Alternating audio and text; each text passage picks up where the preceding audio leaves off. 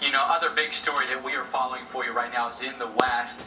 Relentless record heat. Not a drop of rain for us, unfortunately, and that meant explosive wildfires over the weekend. Terrifying pictures in Santa Rosa, California, where the glass fires now scorched more than 11,000 acres in just over 24 hours. Here in Santa Rosa, mandatory evacuations in effect. Multiple homes at a winery burned overnight. In this part of wine country, it's home to more than 5 dozen wineries that are in danger of these fast-moving blazes. Firefighters truly right on the scene trying to douse the flames. Here's what we know right now. 11,000 people have been evacuated in Napa County. More than 17,000 firefighters on the front lines across the state of California, and over 50,000 customers without power in Northern California counties. NBC's Jay Gray has the latest on the firefight, the evacuations during a fire season that simply won't quit. Northern California on fire right now, and the flames growing. We're just trying to keep up with what's burning and trying to get ahead of it, but we just can't get ahead of it. The worst of it, just north of San Francisco. Thick smoke and a tunnel of flames lining this road as sheriff's deputies lead an evacuation effort out of Napa Valley. Thousands rushing to escape the flames as the blaze explodes overnight. Pushed by gusting winds, feeding on the dry brush and timber, strike teams struggling to save anything they can.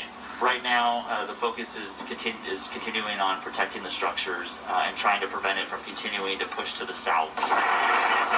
It has been an overwhelming fire season across the state. Since the beginning of the year, CAL FIRE working more than 8,000 wildfires that have scorched more than 3.7 million acres. Since August 15th, 26 people have died, more than 7,000 structures destroyed. You combine the heat, you combine the dryness, you combine all the other activity that has led to this historic wildfire season. Charred shells of homes and vehicles marking the path of the latest blaze. Firefighters and survivors pushed to their limits. Really getting to be too much to bear. You know, it's just too much. With the fires still spreading. Jay Gray, NBC News.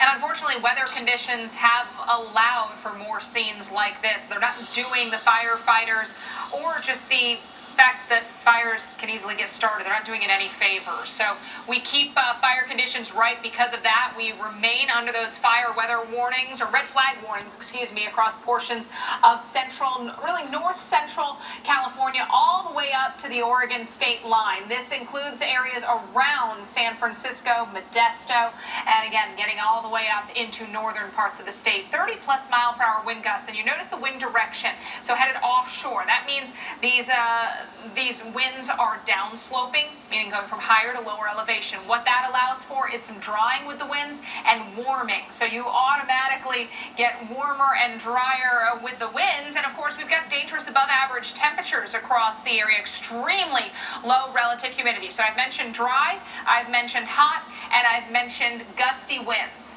That right there is the equation for fire conditions worsening. Fire danger alerts also continuing across Southern California. We've got red flag warnings from places east of San Diego all the way up towards Santa Clarita area. Also offshore winds causing problems there, and these have been gusting between 30 and 40 miles an hour, so those Santa Ana winds really kicking up.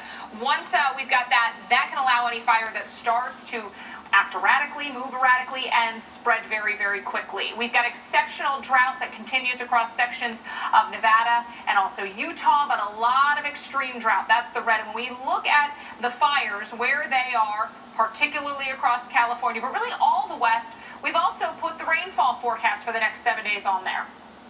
No rain in the forecast over the next week across sections of the West. So, Mike, it's a tough go for folks in the western states, knowing that really nothing weather-wise is working to help the situation.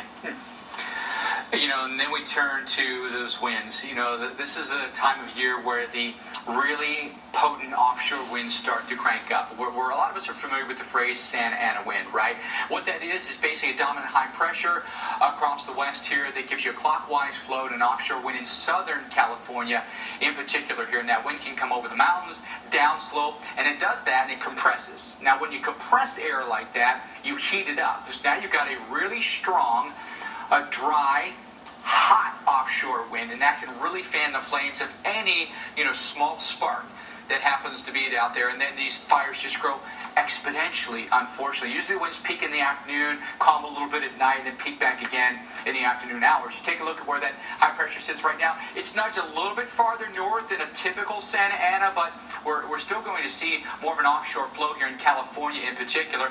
Southern California hasn't been that bad, comparatively speaking, to Northern California for fires this year, but now with these stronger Santa Ana winds likely to pick up, we're going to watch for that. But you can see what the current flow is. A lot of California right now has an offshore wind, and more or less it's geographical, it's regional as far as what we call these things. In Southern California, Santa Ana. In Northern California, we call it the Diablo wind, but both of them are in essence the same thing. You look at when the Santa Anas really start to kick up for us here. It's typically in October, which happens this week, and really through the winter months, Santa Anas really start to go here. But October and November are really dangerous because the rainy season hasn't kicked in full force yet, and so you've maximized your dry fuel out there, and you're maximizing your winds, and so this is why we often think of October, November as big fire months for us in Southern California. And then in Northern California, we tend to see the most Diablo events, not nearly as many as Southern California, but we tend to see most of our Diablo events October, November, December, January. Shorter time span, but October is really that month that we watch here. But all in all here, Alex, what we certainly need here is some rain, and as you showed, there is just zero in that forecast. Yeah, a tough go across the